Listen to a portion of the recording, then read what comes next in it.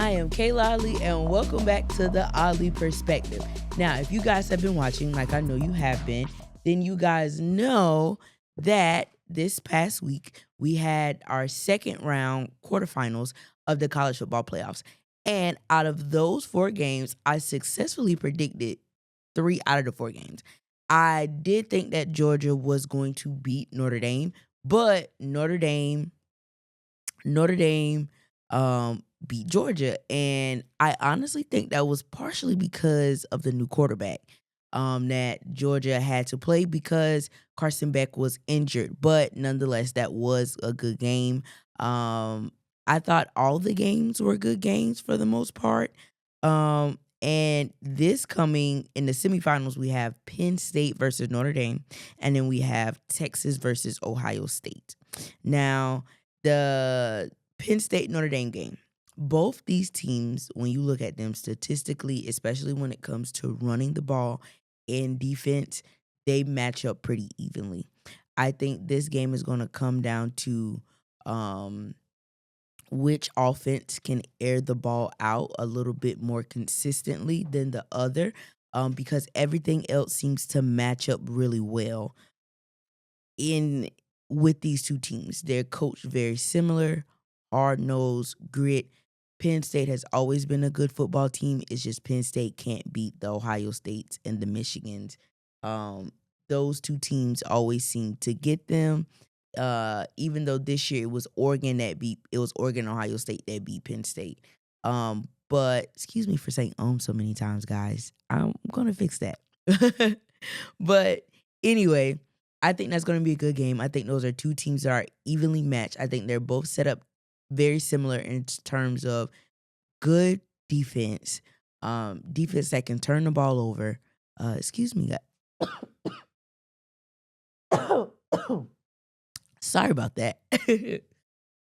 But back to what I was saying, both the teams does a really good job of playing smart, sound defense. They get turnovers when they need turnovers the most. And then also their running game is also very strong. But I think Penn State has the slight edge. I've I've watched more Penn State games than I have watched Notre Dame games. So I could be wrong about this assumption.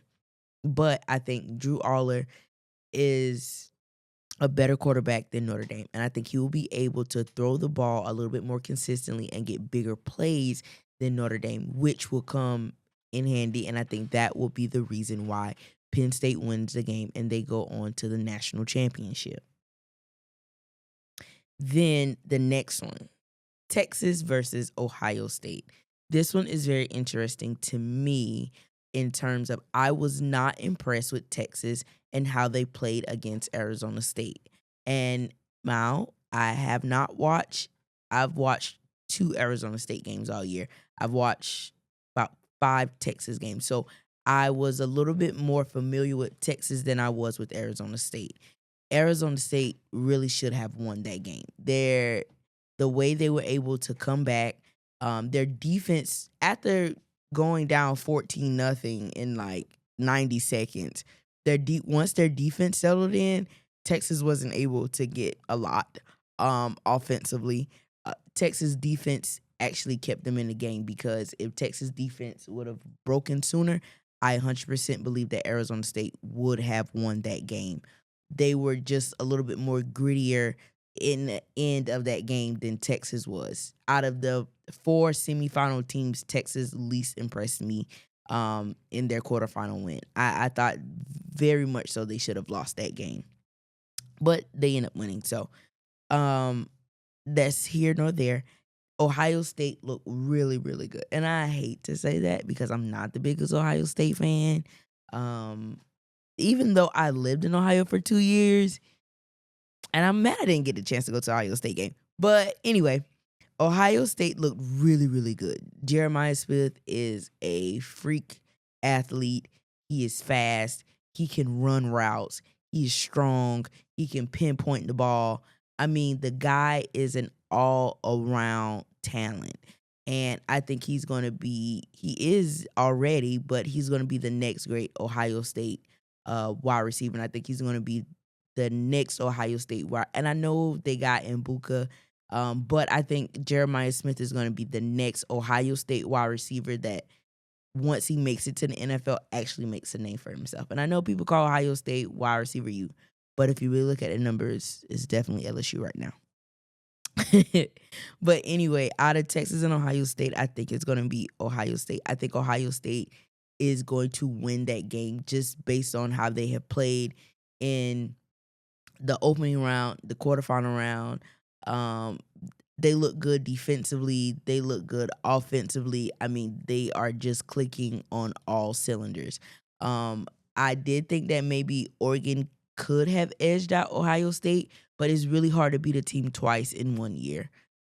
That's really hard to do, and I think having such a long period off also affected Oregon. And I'm gonna touch on that a little bit later.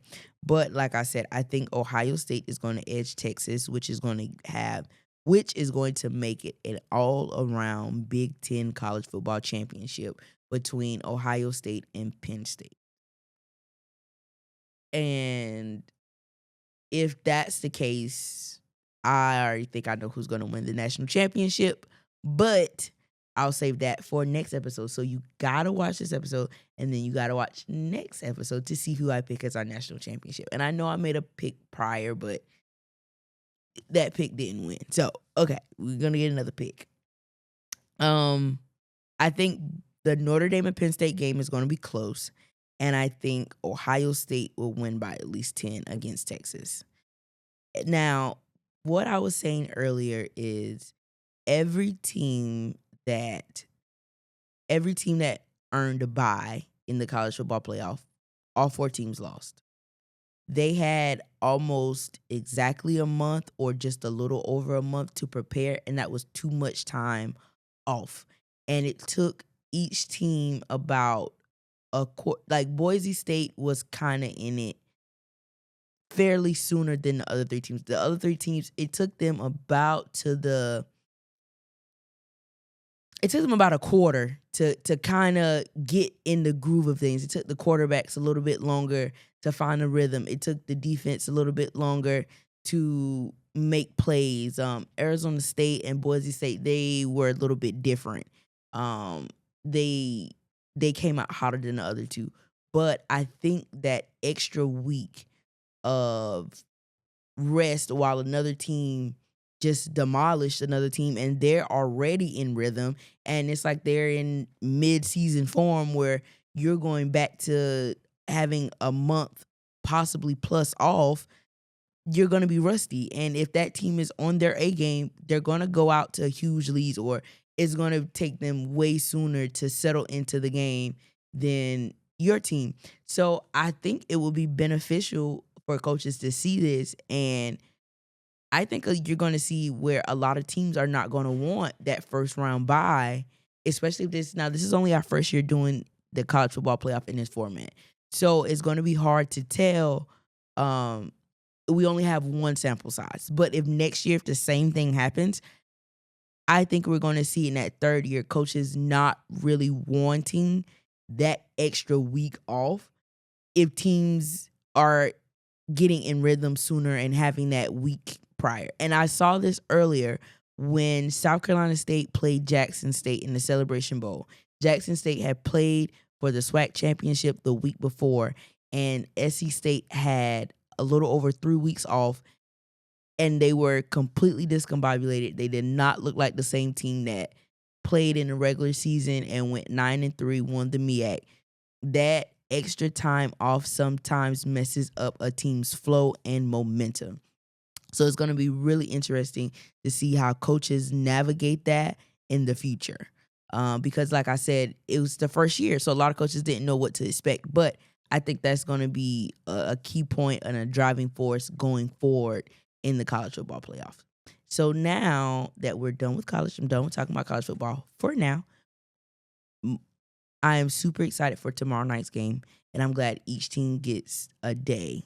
You know, we have Thursday with Penn State and Notre Dame, and then Friday we have Texas and Ohio State. So I'm glad each team gets a day, and I'm going to be locked in each day and to see who wins and see if my predictions are correct.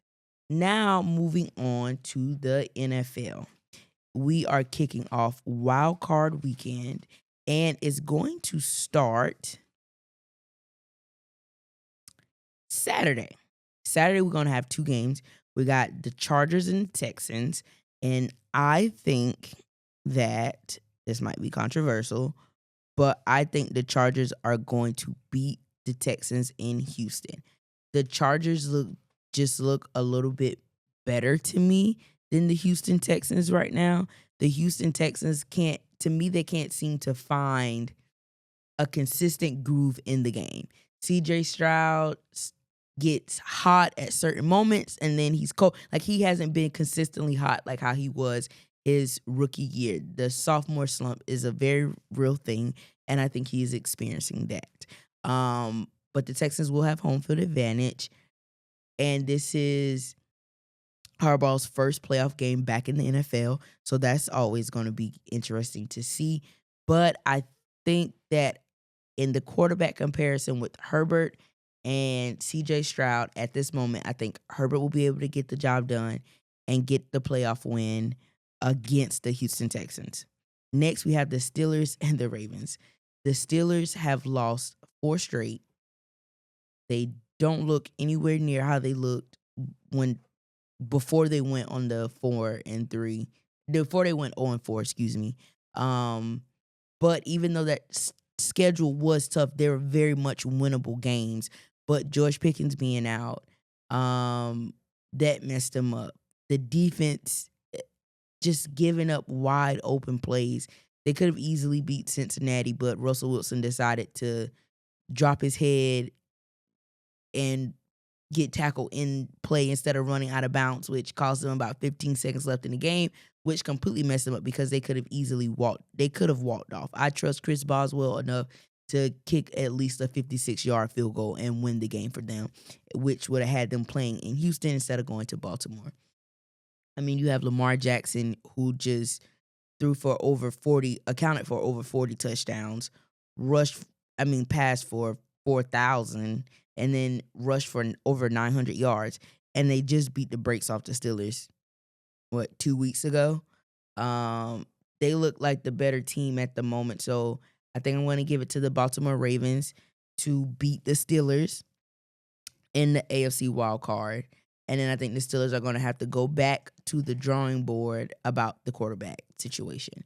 And I don't necessarily know if it's about the quarterback situation as much as about they need another wide receiver outside of George Pickens. They consistently have small role players instead of a true number 2 and a number. They already got a number 1. George Pickens is going to be the number 1 guy, okay? But you need a solid number 2, and they don't have that. They have not had that.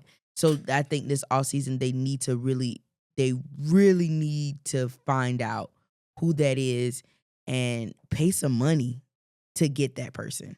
Okay. Then next this is an interesting one. We're going to have the Bills and the Broncos. I'm going to give this one to the Bills. I think Josh Allen is playing I'm sorry, guys. I'm going to go back a little bit. Lamar Jackson has just solidified his 3rd MVP. Okay, so now back to the Bills and Broncos. The Bills should win this game, and I think the Bills will win this game for the simple fact that Josh Allen has played great football, and this is the best football we have seen him play in his career. I mean, he doesn't have a true number 1 superstar. I mean, Shakir is his number 1 wide receiver, but I'm talking about like blockbuster number 1 wide receiver like he had with Stephon Diggs. And he's able to take that wide receiver group and do what he's done is just great. And he is protecting the ball a lot better. I mean, and then their defense makes plays when they need to make plays. I think the game will be a good game. I just don't think the Broncos are ready yet to take on the Bills and what Josh Allen has been doing this year and how the Bills are just clicking right now on offense and defense. So I'm going to give that one to the Bills. Next one, I think it's going to be a very high-scoring game between the Packers and the Eagles. But with There with Christian hurt, wide receiver from the Packers. He's hurt. Jordan Love is still kind of a question mark. I haven't heard much of him not playing or him playing, so I don't know how that situation is going to go. But if they can have him healthy, it'll be more of a competitive game. But they have such a really great run offense and running with Josh Jacobs and being able to hit an open wide receiver when need to. I think it could be a very interesting game. Then you on the other side, you have the Eagles. Um, the Eagles, not Josh, I'm sorry. Jalen Hurts he had a concussion and he missed almost half of a game. Then he missed the whole game. And then so he's coming off a 2-week break. So hopefully if he can come back and be on rhythm, but I mean, you got Saquon Barkley in the backfield with the offensive line that you have.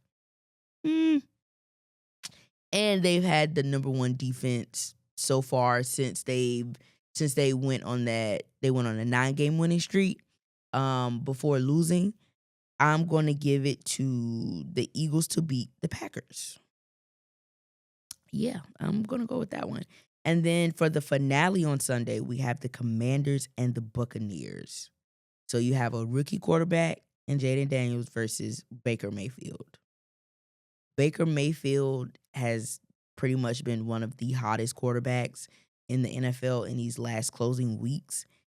And even though the Commanders have the better record, I'm going to go with the Buccaneers winning. I mean, you got Mike Evans, who just became second all time in most consecutive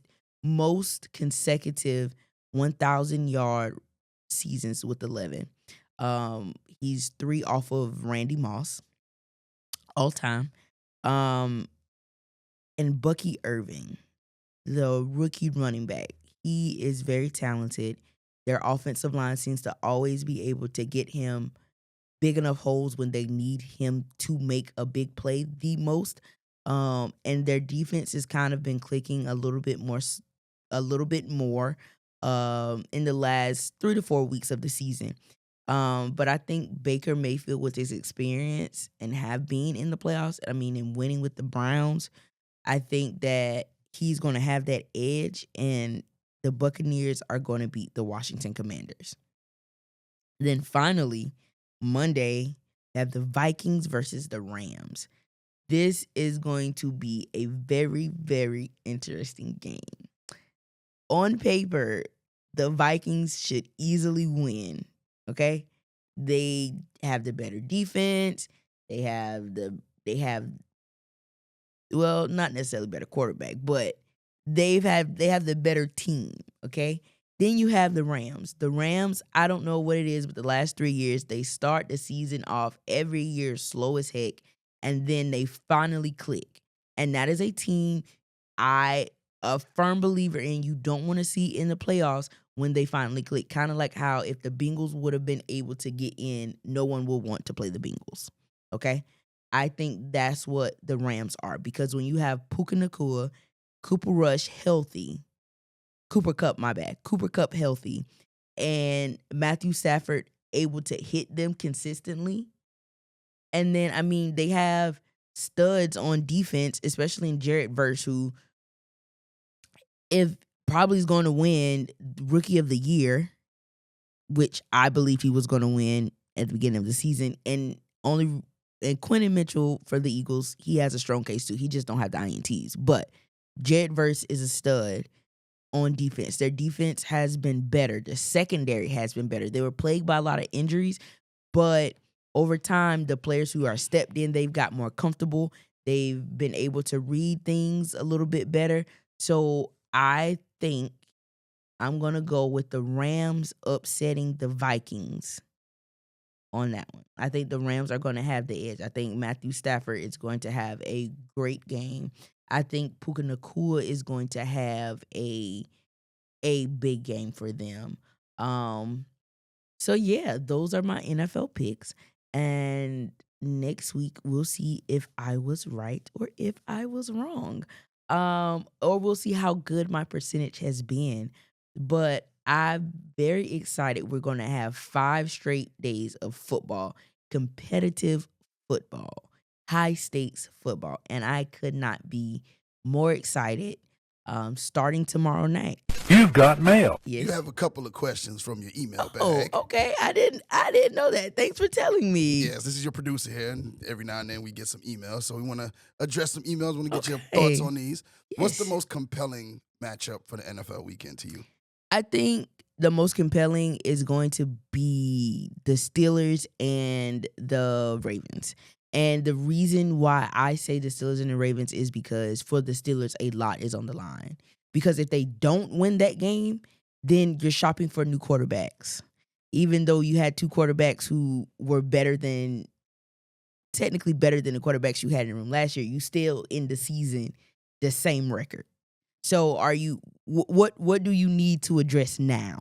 Okay. And then a lot of people are also calling for Mike Tomlin's head, because how can you be a coach with all these winning seasons, 18 consecutive winning seasons, and you haven't won a playoff game in the last 5 years? Now that was the next question we had. Uh-huh. It was that do you think it's Mike Tomlin, or is it the pieces that he's been given? Because one person pointed out on Twitter that they don't blame the quarterbacks. They kind of blame the lack of development of George Pickens. I definitely agree with you on that. After watching that last game against the Bengals, I think it's not all on Mike Tomlin. One, because your organization has to be willing to go out and get pieces. Okay, so they went out and they got quarterbacks, right? But then who do they really get at receiver? You say George Pickens is your number 1, but you don't have a number 2. We've seen time and time again that you can't win in the NFL with one solid wide receiver. You need another wide receiver. That's why there's so many quote unquote wide receiver duos, because people realize that. And we saw how the Cowboys try to rely on that with CeeDee Lamb, and that came back to bite them in the butt. So in my mind, I don't think it's Mike Tomlin, and I don't think it's the quarterbacks. I think it's the front office needing to go out and say, we're going to spend money in finding, either we're going to go find a number 1 wide receiver and make George Pickens your number 2, or we're going to find someone that's going to complement him, like a T. Higgins is coming up, that's going to be a free agent. If in my mind, if I'm the Steelers, I'm going to throw whatever money I can at him, because they've rebuilt their offensive line. Offensive line is better. And I think whether you are able to keep Justin Fields and Russell Wilson, or either or, I think they will be solid quarterbacks that you can rely on to get T. Higgins and George Pickens the ball. And I think if you're able to retain even just one of the running backs between Najee Harris and Jalen Warren, you're going to have a solid running game. And I mean, the defense is able to do what the defense do every year. So I think I think it's the front office. I think they're going to have to go. It's not so much on Mike Tomlin as much as it is on the front office needing to go out and get someone to complement George Pickens. Okay. Next email from your email bag is the Giants decided to keep Brian Dable and the GM in place. Good or bad? Bad. I mean, bad. Bad all around.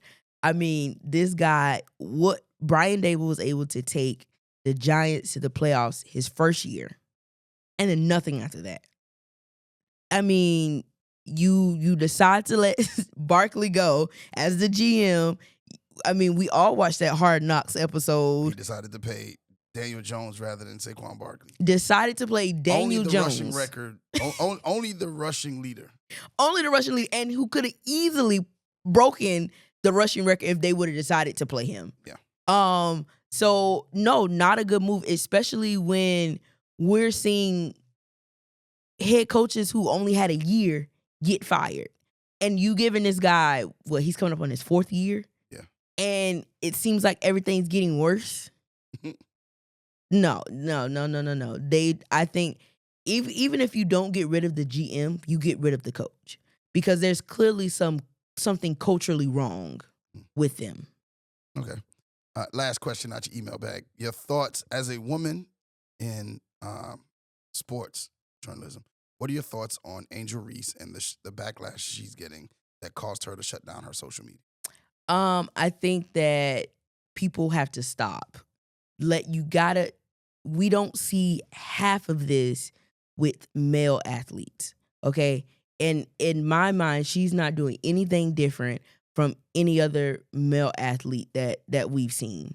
And I think she's actually doing more than any male athlete we've seen. I mean, she just had her second Vogue photo shoot. I think people are just too involved in trying to humble her or trying to take her down a notch instead of them just letting her be her. And there's nothing wrong with her being her, because I've also seen people say she shouldn't have a podcast. There's no reason for her to have a podcast when we see every week football players come on after the day after a game and have a podcast, and people are buying into it. You're not seeing as many. Of course, people say play football, you don't need a podcast. Yes, people say that, but I think it's amplified with the fact that Angel Reese has one. And just let her be. She's not doing anything that's inappropriate or harmful to her or other little girls that's looking up to her. I personally, I don't believe she is. So just let her be. Like, there's no reason for the hate. There's no reason for it. Every time she posts something, she's trending. And when you see the post, it's literally just a 22-year-old girl being a 22-year-old girl. So I think they should just let her be. And I'm also excited for Unrivaled and how that's going to play out. The 3-on-3 league. The 3-on-3 league. I think that's really cool. What's your thoughts on that? Because now Mm-hmm. the women don't have to go overseas to make that extra money, because of the average WNBA Mm-hmm. Salary is $105,000, Mm-hmm. and they would usually go overseas. Yeah. But we saw how that worked out for Brittany Griner. Mm-hmm. And so now they have a league here that's, I think they offered her twice what her WNBA contract is. Yeah. What are your thoughts on that league? I think that league can have the potential, and I know this is going to sound crazy, has the potential to possibly be bigger than the WNBA. And the only reason why I say that, not bigger, but I would say have a little more impact as well as on like social media and things like that, is because it's a player run organization, or player run. I guess you can say organization. League, yeah. League. It's a player run league. So the players know what fans want to see. Like, I've seen so much growth from Unrivaled on social media. I mean, I'm constantly seeing people talk about the trends that they're doing, or how the audience is growing already. Like, people are interested in seeing them, and they're giving players first class flights. Their locker room, because they're all practicing in the same facility, because it's only 3-on-3. Yeah. But the facilities are better, whereas in the WNBA, you only have places like the Seattle Storm and the Las Vegas Aces, who are like pioneers in having really good facilities for the WNBA. And so I think if it goes as well as they're hoping it to be, and also the commentators that they announced that's going to be on there, they're really good at their job. And it's not people that are going to be biased, or these are actual WNBA announcers and reporters who were, beat writers for the WNBA, who actually love the WNBA. So I think, WNBA players. So Yeah. I think that culture that we start to see in the WNBA this year is going to be the culture that they already start with Unrivaled. So I can see how it could be a little bit more popular than the WNBA. And I think that it's great that players don't have to go overseas. And I mean, that just saves you more time with family, and you're still making money. And of course some players did decide to go overseas instead of doing Unrivaled. But I think we're going to see the league grow faster. But yeah. But anyway, I really enjoyed those questions. So guys, please make sure you add more questions, send in more questions, because I really enjoyed that. So once again, this is the Ali Perspective. I am Kayla Ali. So please make sure you like, comment, subscribe, and I will see you here next week.